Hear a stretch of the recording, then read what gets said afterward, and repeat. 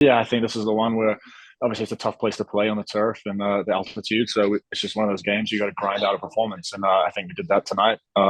Stuck together as a group through tough moments, and wasn't our best night with the ball, but sometimes it doesn't have to be to get a result. Second half, especially, it seemed like you guys were under some pressure in the second half. They had a few chances. You had a number of clearances on the stat sheet. You led the team with clearances tonight. Just tell me about the resilience you guys showed in the second half.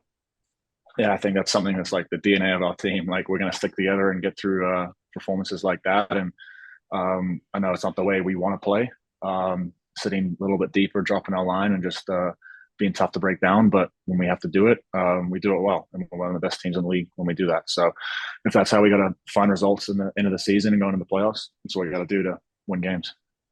Part of the conversation on the outside about this one was last year's Players Shield champs, you guys against last year's playoff champs, them. I know it's a new year and a new team and all that, but is there any? Do you take any kind of excitement out of beating the defending champions? Yeah, obviously it's tough when you're playing like the West. I mean, the whole league. Anyone could be anyone on any given day, and I think we've experienced that over the years. And playoffs come, it's fucking a crazy world. Sorry, You're good. You're good. it's a crazy world. I'll just have to So cut it out later. I'll yeah, no, add no, a I little know, word I for know, it. I know. As we know, like we've experienced it. Like in 2023, we were fifth and we went on a run.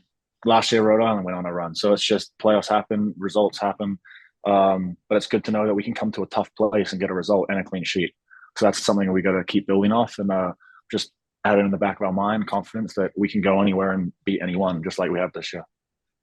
Um, we talked about it a little bit a moment ago, but and I know you guys have some off time coming up this week, but you guys have been on a run of a ton of games the last few weeks.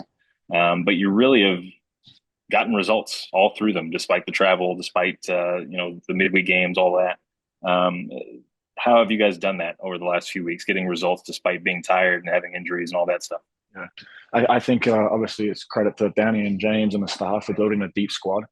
And I think it's the mentality of the group. It's like next man up when it's injuries or rotation that we know the next man's going to do the job. And obviously, like Josh and Brandon haven't played a lot this year. Brandon being 16 years old, and they've both done it and come in and done incredibly well. And then there's been rotation up front, new guys coming in, and they've all put in the shift and done the work. And that's all we can. That's what we expect from each other, and it's because we push each other in training every day. And then looking ahead, I know you have time off coming up, but when you come back, you've got an international friendly against a team from Spain, Leganes.